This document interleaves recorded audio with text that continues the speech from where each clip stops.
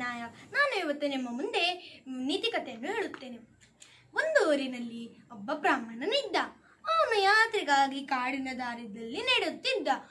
ಆಗ ಒಂದೇ ಸತಿ ನಮ್ಮನ್ನು ಕಾಪಾಡಿ ಎನ್ನುವ ಶಬ್ದ ಕೇಳಿಸಿತು. ಅವನು ತನ್ನ ಭ್ರಮೆ ಇರಬೇಕು ಎಂದು ಮುಂದೆ ನಡೆದನು. ಆಗ ಮತ್ತೊಂದು ಸತಿ ನಮ್ಮನ್ನು ಕಾಪಾಡಿ ಎನ್ನುವ ಶಬ್ದ ಕೇಳಿತು. ಆಗ ಅವನು ಸುತ್ತಮುತ್ತಲೂ ಹುಡುಕಿದ. ಒಂದು ಆಳವಾದ ಬಾವಿಯಲ್ಲಿ ಒಬ್ಬ ಮನುಷ್ಯ, ಹುಲಿ, ಮಂಗ, ಹಾವು ಇದ್ದಿತ್ತು. ಅವನು ಪಕ್ಕದಲ್ಲಿದ್ದ ಬಳ್ಳಿಯನ್ನು ತೆಗೆದುಕೊಂಡು ಬಾವಿಗೆ ಬಿಟ್ಟ. ಮೊದಲು ಮಂಗ ಬಂದಿತ್ತು, ಆದ ಮೇಲೆ ಹುಲಿ ಮತ್ತು ಹಾವು ಬಂದಿತ್ತು. ಧನ್ಯವಾದಗಳೇ ಬ್ರಾಹ್ಮಣ, ನಾನು ನಿಮಗೆ ನೀವು ನೆನೆಸಿಕೊಂಡಾಗ ಸಹಾಯ ಮಾಡುತ್ತೇನೆ. ಆದರೆ ನೀವು ಆ ಮನುಷ್ಯನನ್ನು ಮಾತ್ರ ಎತ್ತಬೇಡಿ, ಅವನು ಕೃತಜ್ಞ ಎಂದು ಹೇಳಿ ಹೊರಟು ಹೋಯಿತು. ಆದ ಮೇಲೆ ಬ್ರಾಹ್ಮಣ ಯೋಚನೆ ಮಾಡಿದ. ಎಲ್ಲರನ್ನೂ ಎತ್ತಿದ್ದೇನೆ, ಇವರೊಬ್ಬರನ್ನು ಹೇಗೆ ಬಿಟ್ಟು ಹೋಗಲಿ ಎಂದು ಅವನನ್ನು ಮೇಲೆ ಇಟ್ಟ. ಆ ಮನುಷ್ಯ ಬ್ರಾಹ್ಮಣನನ್ನು ಬೈಯುತ್ತಾ ಹೋದ. ಆದ ಮೇಲೆ ಯಾತ್ರೆ ಮುಗಿಸಿಕೊಂಡು ಬರುವಾಗ ಬ್ರಾಹ್ಮಣನಿಗೆ ತುಂಬಾ ಹಸುವಾಯಿತು. ಆಗ ಮಂಗಣ್ಣನನ್ನು ನೆನೆಸಿಕೊಂಡ. ಮಂಗಣ್ಣ ಫಲಗಳನ್ನು ಕೊಟ್ಟಿತು.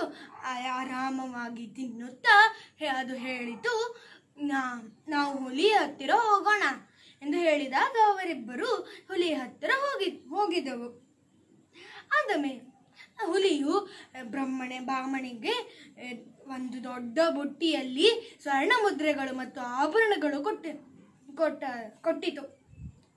ಆದ ಮೇಲೆ ಬ್ರಾಹ್ಮಣ ಆ ಬುಟ್ಟಿಯನ್ನು ತೆಗೆದುಕೊಂಡು ಹೋಗಿ ಆ ವರ್ತಕರ ಮನೆಗೆ ಹೋದ. ಆ ವರ್ತಕ, ಇದು ರಾಜರ ನಾಣ್ಯಗಳು, ನಾನು ರಾಜನಿಗೆ ಹೇಳಲೇಬೇಕು ಎಂದು ಮನಸ್ಸಿನಲ್ಲಿ ಅನಿಸಿಕೊಂಡ. ನಾನು ಈಗಲೇ ಬರುತ್ತೇನೆ ಎಂದು ಹೇಳಿ ರಾಜನ ಆಸ್ಥಾನಕ್ಕೆ ಹೋದ.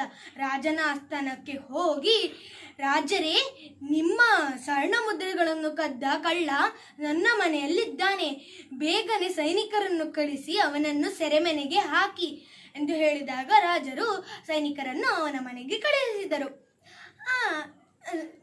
ಬ್ರಾಹ್ಮಣನನ್ನು ಸೈನಿಕರು ಹಿಡಿದುಕೊಂಡು ಸೆರೆಮನೆಯಲ್ಲಿ ಹಾಕಿದರು.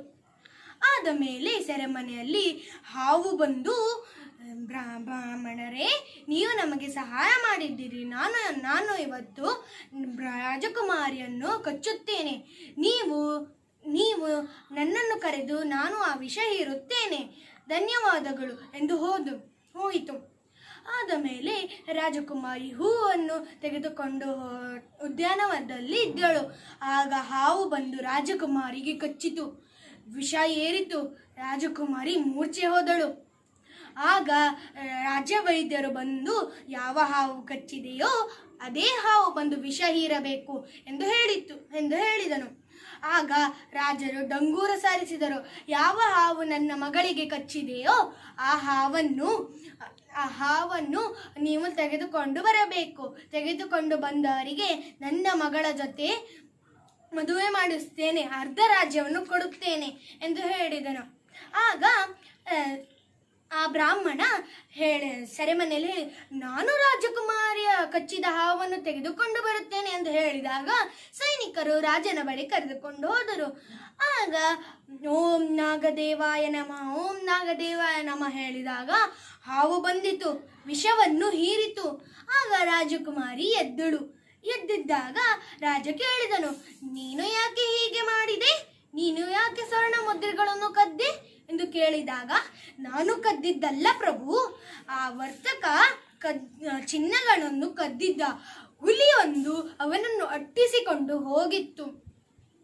ಆಗ ಎಲ್ಲರೂ ಹುಲಿಯ ಜೊತೆ ಕೆಲವು ಪ್ರಾಣಿಗಳು ಹಳ್ಳದಲ್ಲಿ ಬಿದ್ದರು. ನಾನು ಅವರಿಗೆ ಸಹಾಯ ಮಾಡಿದೆ. ಈಗ ನೀವು ಆ ವರ್ತಕನನ್ನು ಸೆರೆಮನೆಗೆ ಹಾಕಿ. ಆದ ಮೇಲೆ ರಾಜಕುಮಾರಿಯ ಜೊತೆ ಆ ಬ್ರಾಹ್ಮಣ ಆರಾಮವಾಗಿ ರಾಜ್ಯ ನಡೆಸುತ್ತಾ ಇದ್ದ.